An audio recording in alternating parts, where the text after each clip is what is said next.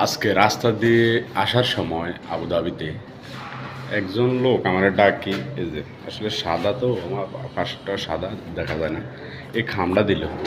এই খামটা হয়তো এই ঈদ উপলক্ষে একটা সারপ্রাইজিং গিফট হিসেবে দিছে। এই খামের ভিতরে কী থাকতে পারে এটা আমার অনুমান হয়ে গেছে, সম্ভবত টাকা টুকা আছে।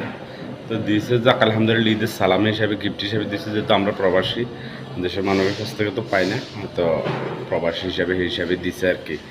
ঈদের সময় এরকম দেয়। তো আমি সরাসরি এখন আনবক্সিং করবো, ঠিক আছে? কয় টাকা আছে, কী আছে এটার ভিতরে দেখি। হ্যাঁ, ওকে। এই যে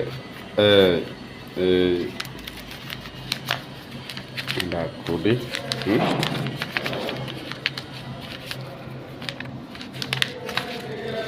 মাশাল্লাহ, আলহামদুলিল্লাহ। 20 দাঁড়াম, 20 টাকা, 20 টাকা, আলহামদুলিল্লাহ।